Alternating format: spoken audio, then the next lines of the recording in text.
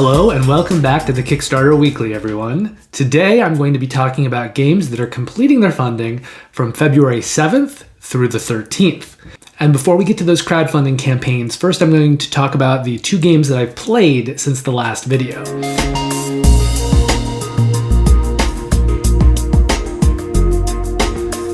The first of those games is Descent: Legends of the Dark. Now, I'm in the middle of a campaign for this. It is a 16 scenario campaign. We've completed the first 2 games now, and I'm really enjoying it. Now, Fantasy Flight did something a little bit different with this game than they've done in the past. This version of the game is completely app dependent. So I believe with 2nd edition, you had the option to use an app or not. Although I think it was more geared towards using the app, but it was possible to play without the app. In this version, it's not. You have to play with the app. And they've done some things in the app that make the bookkeeping outside of the app very minimal. So there are various components that you're going to be accumulating throughout the game, and you can use those to craft things. You can also occasionally buy items, kind of full items.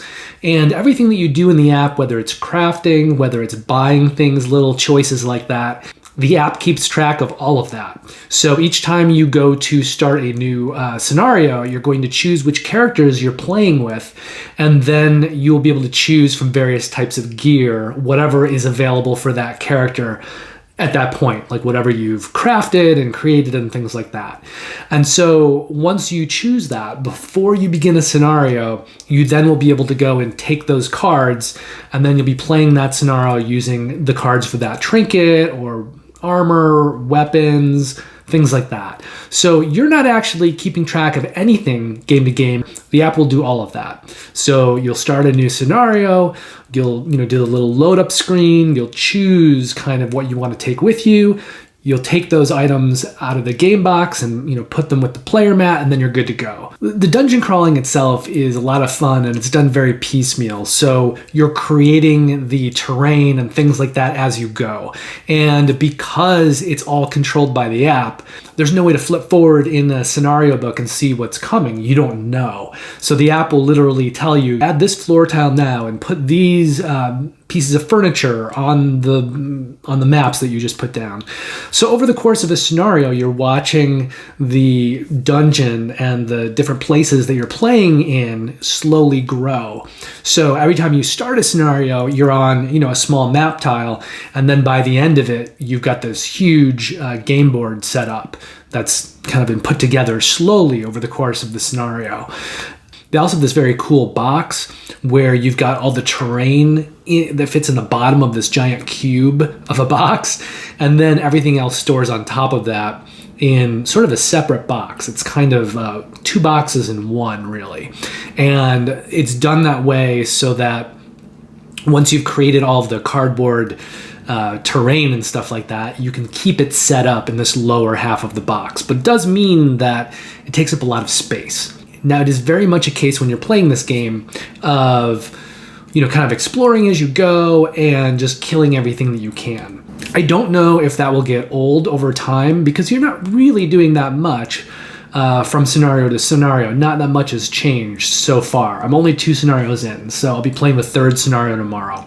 But so far, mechanically, the game is fairly simple. You're just doing 2 actions and a move on your turn.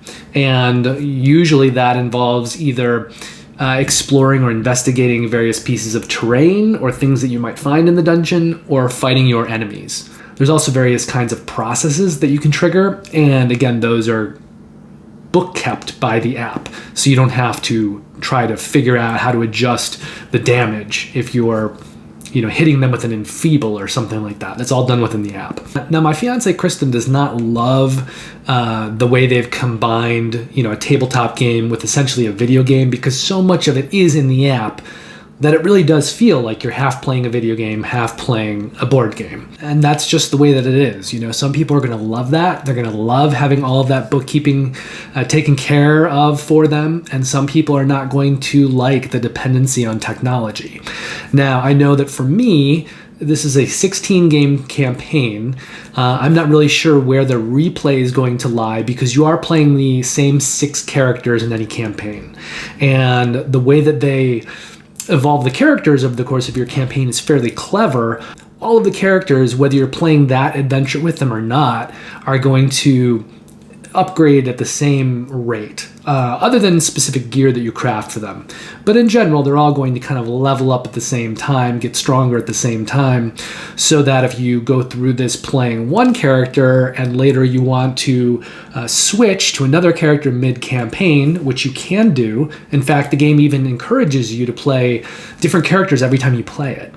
But because those characters will kind of level up together, you don't have to worry about trying to pick up a character that you haven't touched as much and having that character be, really underpowered and become a liability to the rest of the group in the adventure. And also because the game does encourage you to play different characters, there's not a sense of, oh, I'm playing this game with this one character, I'm trying to build up this character. It spreads that kind of level of responsibility for all of the characters around the entire group. You could really be switching your character and playing a different character every single scenario. Eventually you'd rotate back around and you'd be playing some of the characters multiple times. But I also like the way that if different players play different characters, that gives them a knowledge of how those other characters work, so that when you're in situations later on, it's not like players only understand their own characters. They will have a working knowledge of more of the characters because they've dabbled in each of them. And I'm really liking that whole element of the game. And I'm liking the crafting system, and I'm liking the app, and I'm liking the scenario and the dungeon crawling. The art is very kind of 50-50 for me. Some of it I like. It's definitely outlandish and a little crazier than some typical fantasy-themed art. And I'm half enjoying it and half finding it a little immersion breaking, because that art style is so extreme that it borders on the outlandish. So I think we've already seen across social media the kind of two camps of this. Some people really like it. Some people just hate it to the point that they're not going to buy the game. I feel like I'm somewhere in the middle.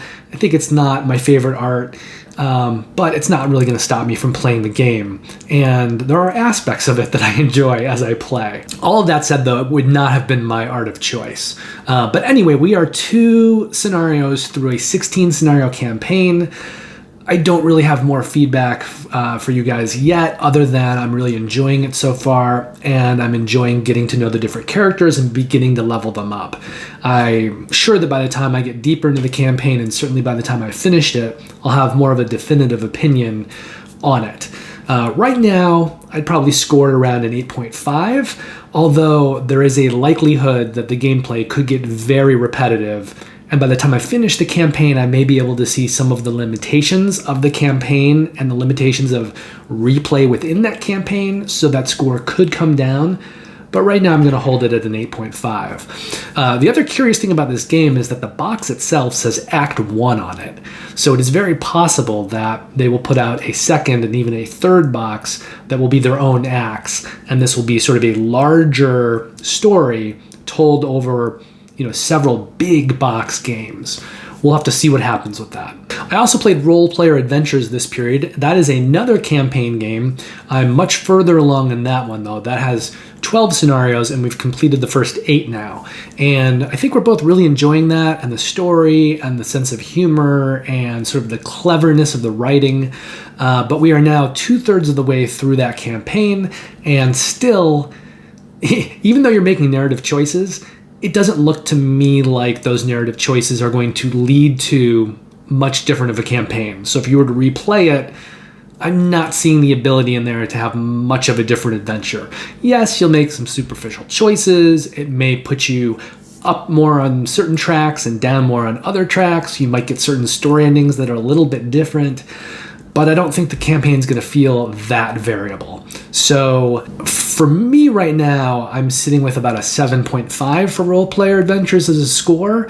And the real holdup for this one is the fact that whether you're doing combat or skill checks in the game, those are the two kind of main things you do mechanically, either thing you do is essentially the same kind of dice mitigation puzzle, where you're going to roll some dice, you're trying to get certain numbers and colors, and then you have a lot of cards, and you'll build up more and more cards over the entire campaign that will allow you to tweak those dice and move them around and change them for other colors or numbers.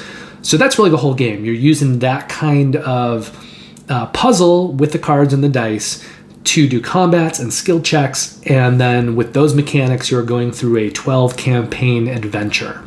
Now, there is a legendary mode, which I know will make it tougher, and so I'm considering once we play it, even if I don't feel like there's that much replay in it, I am considering maybe holding on to the game and then coming back to it in a year or two, possibly playing with someone other than my fiance Kristen, so that it'll be a fresher experience, and playing in that legendary mode and then streaming it on the Twitch channel once we get that up and running. But I'm not sure. I'm going to have to see how that campaign finishes and whether it's something that I just want to hold on to or just sell. So I'll make a decision and I'll let you all know by the time we complete that campaign. But right now we're enjoying it a lot for what it is. I think it's very much worth a single play through the campaign, assuming that you like those kinds of dice mitigation mechanics and you don't think that it will get stale or old for you. It's gotten a little stale and old for us, and I think the story is kind of carrying us along for now. So that wraps up the 2 played games. Hopefully I'll have more for you next week. But for now, let's go on to the 4 currently running crowdfunding campaigns that I want to talk to you all about.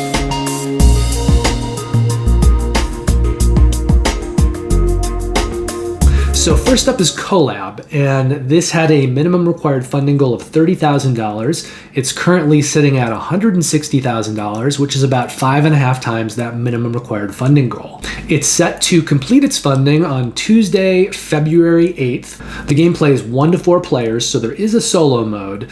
It plays in about 90 to 120 minutes. It's looking like complexity-wise, it's going to come in at medium light, and we're setting the risk for this campaign at medium high. Now, this game is themed around mad scientists trying to create their sort of Rube Goldbergian evil take over the world machines and devices and things like that. So you're trying to create some kind of master plan, some way to take over the world. And while you're doing that, you're going to be playing on a modular board that will get kind of tiles added, which will affect the actions that you can do as the game progresses. There's dice collection and dice placement. There's take that in the game. And a lot of what you're doing in the game is going to be informed by some card play. Colab is designed by Jonathan Gilmour and John Meatling. Jonathan Gilmour has worked on such games as Dead of Winter, The Long Night, Dinosaur Island, and Wasteland Express Delivery Service. And John Meatling has worked on Palm Island, Planetoid, and Zephyr Winds of Change. The artist here is Magdalena Prozowska, and this appears to be her first published game. And the publisher is Portal Games, which I believe is John Meatling's company, because they have published Palm Island, Planetoid, and Zephyr Winds of Change. Now, there are 4 different pledge levels for this, sort of, because the first pledge level is $6, and that's for a different game called Palm Laboratory, which I think is sort of a spin-off game of Palm Island. So you can pledge that game for a very small amount of money just on its own. The first pledge level that you can actually pledge to get Colab is the $45 pledge, which is called Colab Retail, and that will get you the retail version of the game. For $60, you can pledge the Colab exclusive deluxe version, and that's going to give you things like player miniatures instead of the standees in the retail version. You'll also have miniatures for these little minions, and those are things that you'll be putting the dice on, and then you'll move them around the board, and your mad scientist player characters will be using those little player miniatures to trigger when they do certain actions. So in the deluxe version, they are also kind of little miniatures, and the dice sit in them in a very cool tactile way. In the retail version, they're again just kind of these little cardboard standees. Also in the deluxe version, as is often the case, all of the kind of cardboard tokens are going to be upgraded into wooden tokens. That's going to be a lot of wooden resources in the game, as well as some wooden player markers. And then finally, there's kind of a plastic game trays-like organizer that is removable. There are also several, 4 actually in number, little game trays like component trays that you'll get as part of this game trays like system. It's not game trays, but it is this plastic organizer with these little plastic resource bowls. Now, if you increase your pledge to $100 and pledge at the Colab all-in level, you're going to get a couple extras that are useful in the game and then several non-gameplay extras. So you'll be getting card sleeves for all the cards in the game.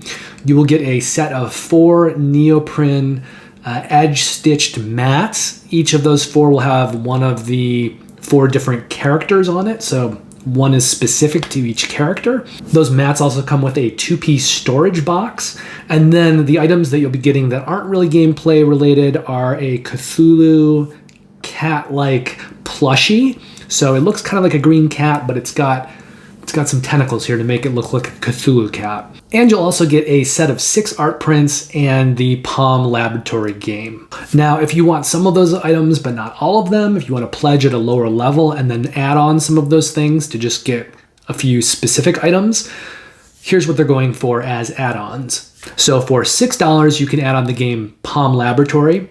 For $3, you can add on the Palm Laboratory Travel Wallet. Now, if you've ever owned or played a game by Button Shy, you know that they come in these kind of wallets. It looks very much like that.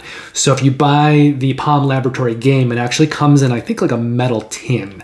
And if you want to make it more portable, you could add on this $3 little travel case. You can essentially stick it in a pocket or your wallet, or just take it around and it'll take up less space than the bigger metal tin. For $6, you can add on that set of 250 sleeves. For $8, you can add on that set of 6 art prints. For $16, you can add on that H.P. Lovekins plushie. That's what it's actually called. It's like H.P. Lovecraft, but H.P. Lovekins. And for $20, you can add on that set of 4 player character mats with the 2-piece storage kit. Now, depending what amount you pledge at, the continental US shipping will fall somewhere in the range of $5 to $14. And Portal Dragon is currently planning to deliver Colab in January of 2023. Total Rome War, the board game, is over on Gamefound. Not Kickstarter, but Gamefound. And they had a minimum required funding goal of about $61,000. They're currently sitting at $555,000, which is about 9 times that minimum required funding goal. Now, Total War Rome is also going to complete its funding on Tuesday, February the 8th. This is a game that plays 2 to 4 players in 3 to 4 hours, so it is a longer game. It's also a heavy game, and we're going to set the risk for this campaign at medium-low. Now, this is a war game that is based on the video game, so if you know about the video game, cool, this is a board game version of it. If you don't know about it, then yes, this board game is based on an already existing computer video game IP. And if you were to go to Metacritic and look and see what score that game has, the PC version has a 9.2. So it's a very well-liked, very well-reviewed video game. Now, the board game is essentially sort of a civilization game with factions, but it's really more of a war game. It does use miniatures, dudes on a map, lots of miniatures, and it uses mechanics like dice rolling, income, and tech tracks. Now, I do know that the base game is supposed to be able to be played in about 3 hours, and there are several expansions depending on what level you pledge at, and those will increase the length of the game. The designer here is Simon Hall. He's previously worked on Caveman, Colors, and Field of Glory, Ancient and Medieval Wargaming. And the artist is Jueri Lefebvre, who previously worked on Donning the Purple and Europa Universalis, The Price of Power. And this is being published by PSC Games, who have previously published such titles as Blitzkrieg, World War II in 20 Minutes, Quartermaster General 1914, and Renature.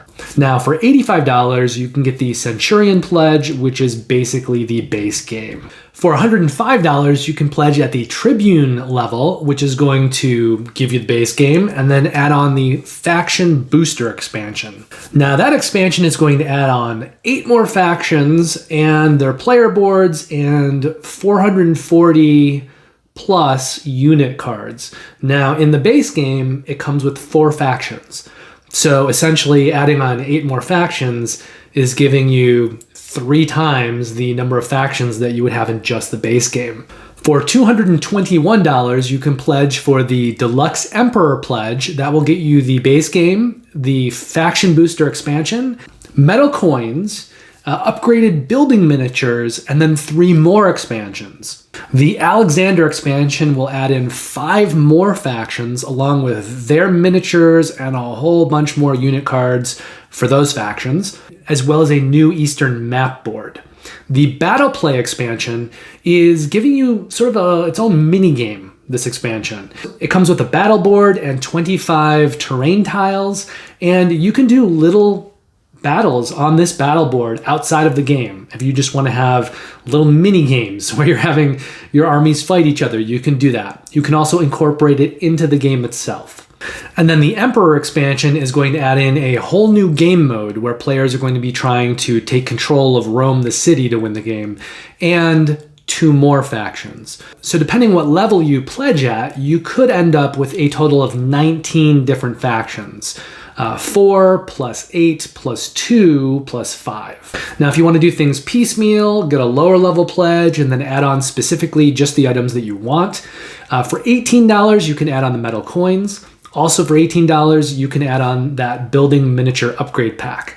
For $17, you can get that Battle Play expansion. It does feel like the smallest expansion because it's this little kind of board and map tile pack, and it's kind of a mini game almost that can be used inside or outside of the game. For $38, you can pledge that Faction Booster expansion as an add-on. That's the one that has 8 more factions with all of their miniatures and all those unit cards.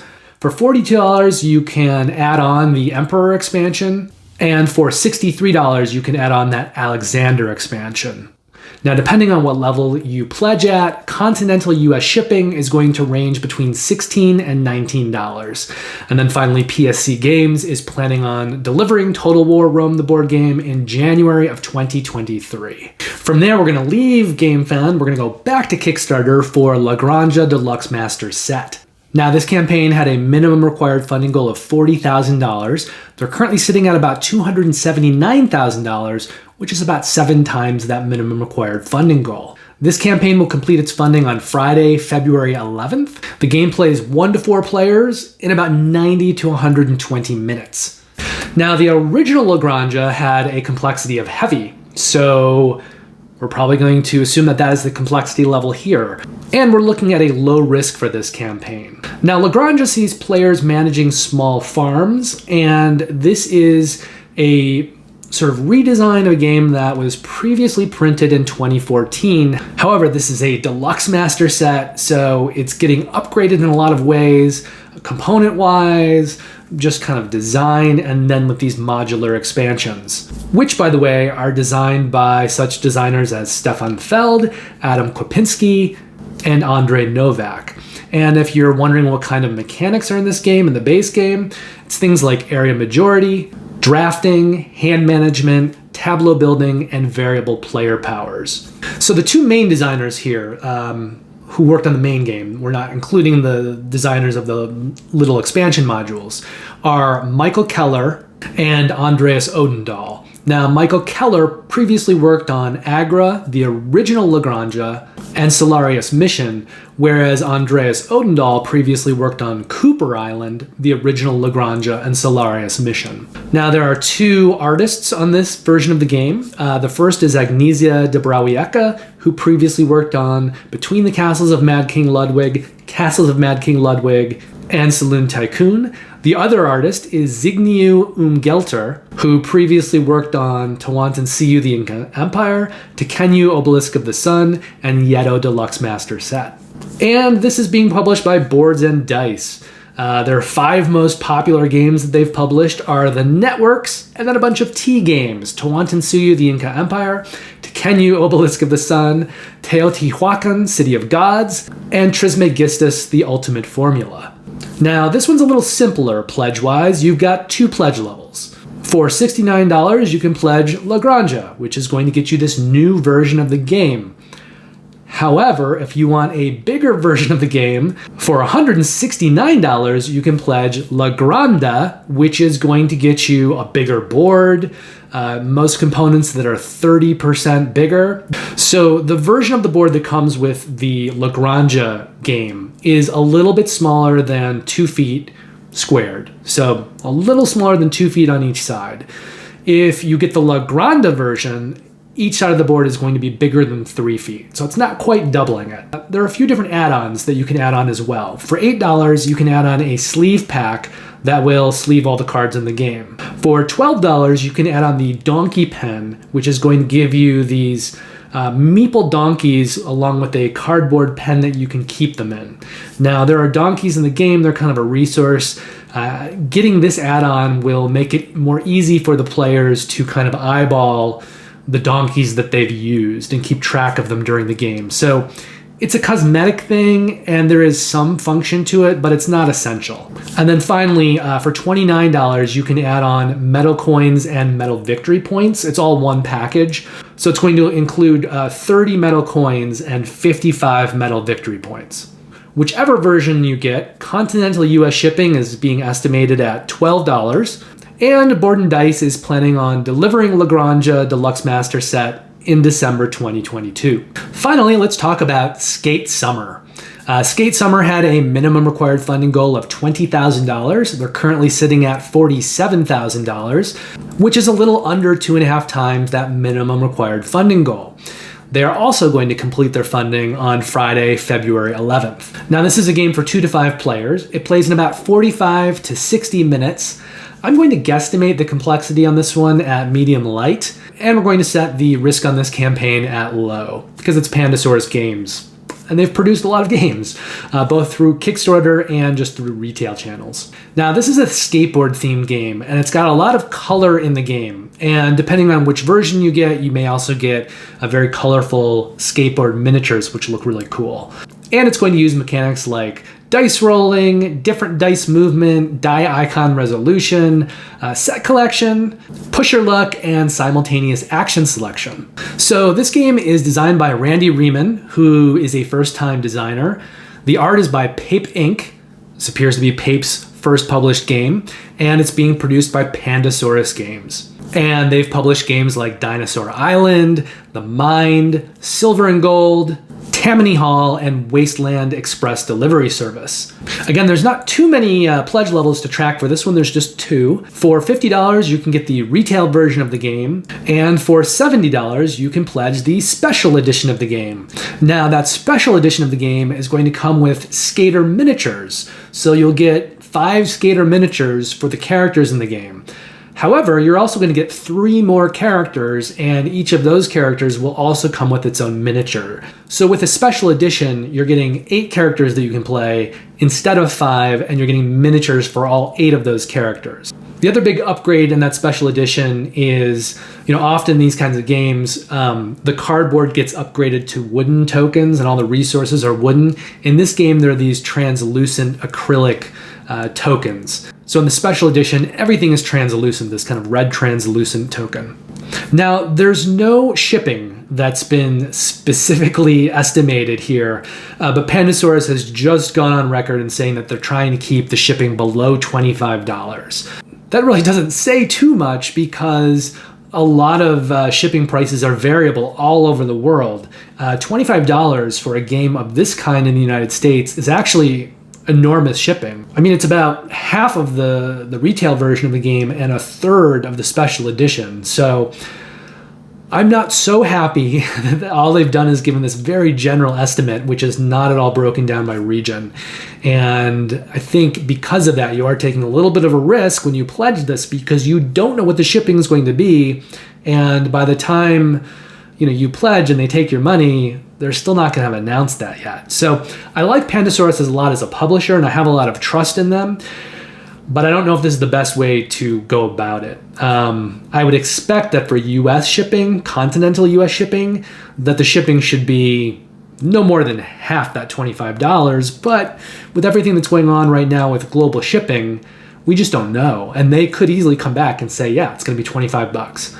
So it is a question mark. And if you're worried about those shipping prices, I'd say that certainly increases the risk on this campaign before what I already said was low, just because you don't know what the shipping is going to come in at. But finally, Pandasaurus Games is planning on delivering Skate Summer in July of this year, which is soon. It's in a few months. So that wraps up the currently running Kickstarter section. Next, I'd like to talk to you about the games that I actually backed from last week's video.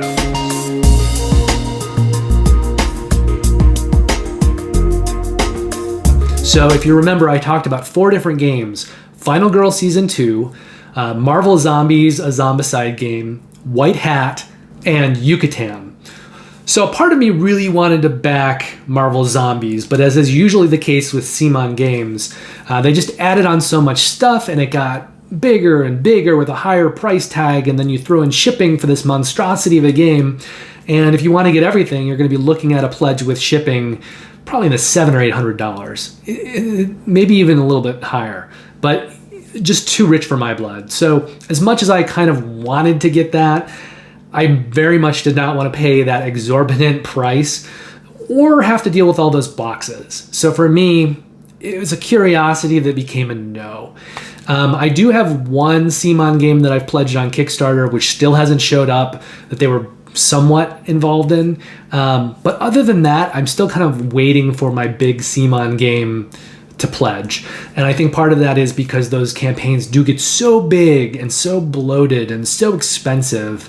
And it's a lot of space too that it takes up in your collection. So I'm waiting for the right one. I'm also going over games that I'm excited about this year. And one of those games is Massive Darkness 2. And I'm wondering if I should have backed that one, which I didn't. Like, that maybe should have been my big CMON game. But I didn't back it. Oh well. I also didn't back White Hat, even though they looked very puzzly and cool to me.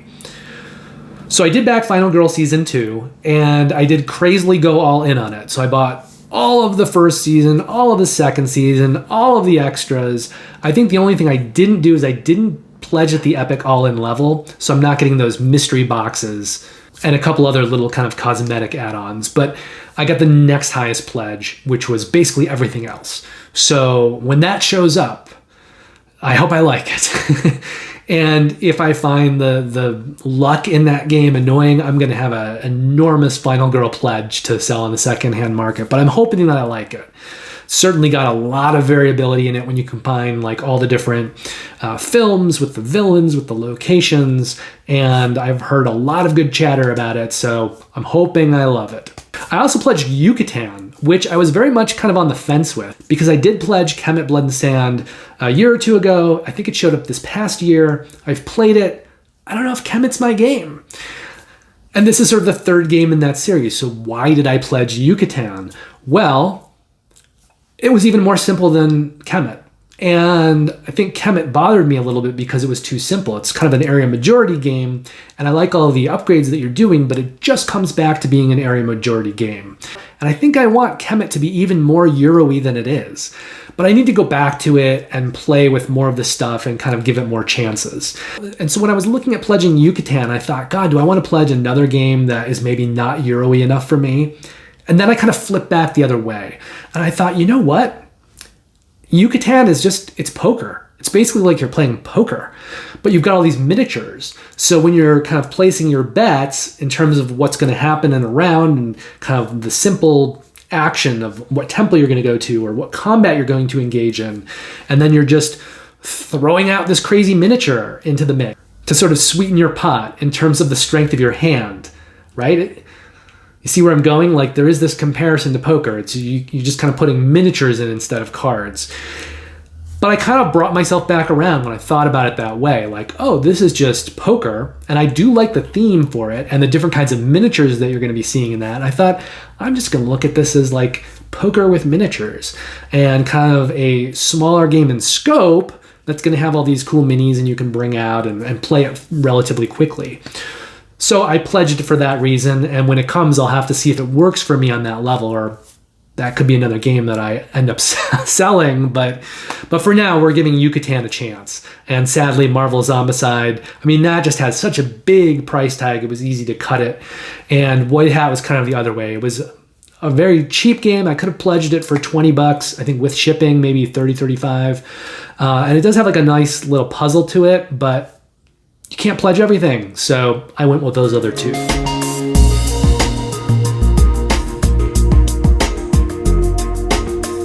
Finally, we need to talk about the games that I acquired this period, and there are a lot. I got 12 new games in this period. Now, part of this is because there are Kickstarters still coming in, and part of it is because I am kind of doing a combination of picking up games from last year that I still want, retail games that I'm trying to kind of get in my collection that I then can play and review, or at least talk about in terms of, top games of the year or top 300 games of all time. So I've been picking up some retail games that I didn't get during the year when it came out, and I've also been pre-ordering some games that I really, really want to play that are new 2022 releases. So there are a lot of retail games coming in right now. I do not anticipate that situation to continue. In fact, I think once we get a few months into this year, I'm probably going to be selling a lot more games than I'm acquiring. So the pendulum will swing the other way, and I'll need to move a lot of games out of my collection. But for now, the games are coming in. So the first of these games is Bitoku. This is a heavy Euro game. It uses hand management and worker placement. Even though it didn't really publish in the US until 2022, it did get released in some areas of the Northeast, a very, very small number of stores in 2021, as well as in Europe. And I do have several friends who like to order games when they're published in Europe, so they get them early. So I've seen people chattering about Bitoku. I've seen some gameplay discussion and pictures and things, and I'm already really excited for it, which is the reason that I pre-ordered it for the normal 2022 release for the West Coast. And it has players playing spirits in the forest, and the theme and the setting are kind of other sorts of spirits in the forests like yokai and kodama, and I just think it's a very fresh, new theme, very colorful, and I like all of the forest spirit theming. So I'm looking forward to getting Bitoku to the table soon, but I think before I do that, I need to play through the 2020 games that I'm still trying to catch up on.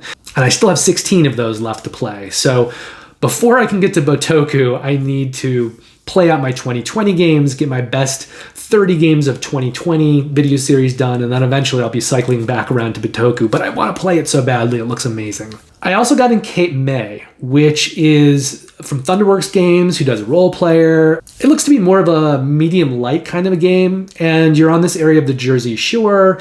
You're dealing with kind of tourist stuff. You're building up the area. It reminds me a little bit of Santa Monica, but Santa Monica is obviously set on the West Coast in Santa Monica. This is set on the East Coast in the Jersey Shore, but this is a little bit more Euro-y. Santa Monica is very, very light, and you are kind of exploring areas on the beach. This is a little bit more Euro-y, and you're kind of building up areas of the Jersey Shore in Cape May. And you're going to be using mechanics like action points, area majority, hand management, and set collection. Now, I don't have a lot of good roll and write games. I backed Seven Bridges a couple years ago. When that came in, my fiance and I both thought it was not good at all. I did back Three Sisters, which delivered recently, but personally, my favorite roll and write games of all time, of the ones that I've played, are Welcome To and Cartographers. So I decided to finally get in one of the roll and write games that I really like. I picked up Cartographers at retail, and then I picked up Cartographers Heroes. So those are two roll and write games. One's kind of an addition to the first one, and I'm looking forward to playing those with my fiance Kristen when we can get to them. I think she's really going to like them. I also picked up Corrosion, which is a new game partly being put out by Capstone Games, at least here in the States. Now, this is an engine builder. I don't know too much about it yet. If you've heard me talk about Capstone Games before, though, they're my favorite retail publisher, and I think they do an amazing job on almost everything that they release. So this was a little bit of a blind buy for me, and just relying on Capstone as a publisher. But in addition to it being an engine builder, I do know that it also has card drafting and contracts and hand management.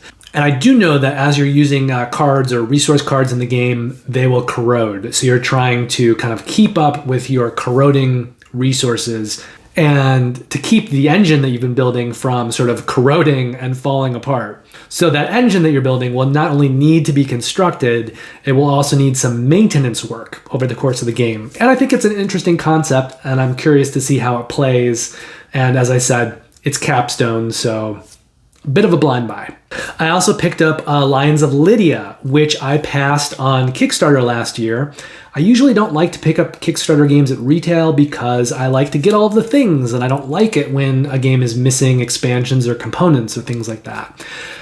However, I looked at the retail and Kickstarter version, and there's very, very, very little difference. So I thought I could pick this up. I know it's designed by Johnny Pack, who I really like. And this is one of those games, harkening back to some older games like Carcassonne, where the base game is kind of simple and small, and then it comes with all these modular expansions that you can add on. So you can kind of create the complexity level of game that you want with Lions of Lydia, depending on how many and which expansions you add on. And this isn't a kind of game that I have a lot of experience with. I tend to really like heavy Euros. And so a lot of games like Carcassonne, which I played online on Board Game Arena and things like that. But a lot of those older games and games that are kind of built in that way, I haven't had as much experience with. So I like Johnny Pack. I like his games. I still need to pick up Coloma at some point, which I really need to get into my collection because I'm excited to own that one. But Lions of Lydia, I think, was on a sale, and it was an opportunity to pick it up. And I want to play with the expansions and see how everything works together and see how the game is designed in that way. And the price was right, and unlike a lot of games going from Kickstarter to retail, there really wasn't any downside to grabbing the retail version. So here we are, Lions of Lydia. Looking forward to it. I also grabbed Now or Never on a pre-order. That is the new Ryan Laukat game, and it is third in the series that started with Above and Below and then went through Near and Far. So the new game, the third game in the series, is called Now and Never. I've opened it up and I've looked at it a little bit. I was curious what was going to happen with this game, design-wise, because he did this after he did Sleeping Gods. And Sleeping Gods is a very heavy, it's got Euro stuff in it, but it's also this huge campaign game. There was an expansion I got for it, and it plays much like a video game where you're going to go and do all these things, involve yourself in all these storylines, solve puzzles, and you can't really complete everything in the game in one campaign. So Sleeping Gods kind of begs you to do multiple campaigns to work your way through all that content. And you'll also be working with an achievement system. And so when you get all the achievements in the game, much like, say, platinuming a PlayStation game, you'll know that you've explored all that content. It just needs to happen over multiple campaigns. So when Now or Never was in production, development, and it was out for pre-orders, I had an inkling that this was going to be more along the lines of Sleeping Gods than the other games in the series. Not completely, not as massive as Sleeping Gods, but I thought it might be doing more story-wise than the other two games. And I believe that's true, because I think you can play just kind of one-off games with Now or Never, or you can play games that are kind of like a mini campaign. So I'm curious to get that to the table and to see how it plays compared to something like Above and Below, which really felt like Ryan Laukat's beginning into this larger narrative storybook world. But Above and Below is very kind of self-contained, and it's not a big cumbersome game. And I do not own Near and Far, but I'm curious to at least see how the game has evolved from Above and Below through Now and Never, the third game in the series. And I'm a big fan of Ryan Laukat's art. I like some of his design choices, but I'm really looking forward to getting Now or Never to the table when I can. I also picked up Origin's First Builders, which is a new Euro game by Adam Kopinski. Now, this is a heavy Euro. It has mechanics like tile placement and worker placement. And if you don't know who Adam Kopinski is, well, he designed games like Lords of Hellas and Nemesis. So I like Adam Kopinski's designs in general. I think he's done some very interesting things with different genres. So I'm really kind of curious to see what he does in this more standard kind of heavy Euro setting. My copy of Petrichor Collector's Edition, along with the latest and I think final expansion, Cows, was delivered. Petrichor is a very interesting game, I think, unlike anything else out there. It's sort of an abstract game. You are dropping water droplets onto plants and trying to get them to flower, but it's not as simple as just doing one thing to make the plants flower. The tiles all have different requirements on them, and there are ways to move around water, both in the air and on the tiles. So It's a really cool abstract game. I'm really looking forward to introducing it to my fiance Kristen, but again, it may be a little while until we get that to the table because we have those 2020 games remaining to play first. Plus, we are right now in the middle of that Role Player Adventures campaign and now a Descent Legends of the Dark campaign. So we need to kind of finish up some other things before I can get to the new games. I also added Tabannusi, Builders of Ur, to my collection. This is the new tea game from Board and Dice. This one's set in Mesopotamia. In general, I like the tea games. I think they're fairly well designed. I like the heavy Euro style of them. This one's going to use components like an action queue, area majority, drafting, and tile placement. So this is another one that I'm really excited to get to the table, but it's going to have to wait a little while until we clear out some of the older games first. I also picked up Undaunted Reinforcements. Now, I already own Undaunted North Africa. I haven't played it yet. I have a friend who may be coming over in the next few weeks. I think we're going to try to progress through a campaign as far as we can. And one of the designers on the Undaunted series, David Thompson, I'm becoming more and more familiar with. He's worked on War Chest, which is a really great abstract game. It's so well designed, and I think it really rises above its genre, and it's become fairly popular. It's just so good on so many levels. And he's designed a lot of other war games as well. He also worked on this campaign for Blacklist Games called Dire Alliance Horror, and if that ever delivers, we'll get to see that. But I like David Thompson's designs and I want to keep seeing more of them. And the cool thing about Reinforcements is that you can take that game and import it into any of the other Undaunted games like Normandy or North Africa and kind of expand the variability of the game. So I need to play North Africa first and then kind of fiddle around with Reinforcements and see how I can change up North Africa with that. But I know that Reinforcements can be used with multiple games in the series. So it seems like a very cool addition to have. And lastly, I picked up Under Falling Skies, which was really praised by Paul Grogan. It was one of his top games of 2020, which is what I think ultimately pushed me through to order it. It's a solo-only game, kind of like a Space Invaders type game, but I've heard nothing but really good things about it. So I was able to pick it up fairly cheap. I don't think it's that expensive a game to begin with, and I'll need to get a little solo time with it and see what I think of it. So if you haven't checked out my most anticipated games of 2022, I have an 8-video series. It currently has 5 videos, I think, out for it. I am right now working on filming and editing the 6th video, which should be out early this coming week. And then the other 2 videos should follow later in the week. So thank you very much for watching. Please consider liking and subscribing, and keep your eyes peeled for my other videos coming out this week. As I said, there should be 3 more videos premiering that will cover my final 60 most anticipated games of 2022, and then hopefully in less than a week's time, you'll be getting another Kickstarter Weekly. Now, I covered 4 crowdfunding campaigns that were running this week. Last week's video covered 4 crowdfunding campaigns as well. Just a heads up, I see what's coming and I know what I want to be talking about, and I think the next 4 videos may not have that many crowdfunding campaigns, like maybe 1 or 2 a video, which will give me a little more time to talk about more games that I'm playing.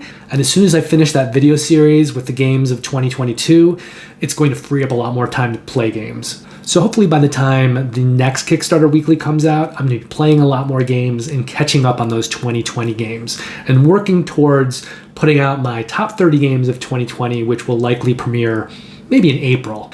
And I hope you have a great week full of some really great games, and I will see you very soon later this week with several new videos. Take care.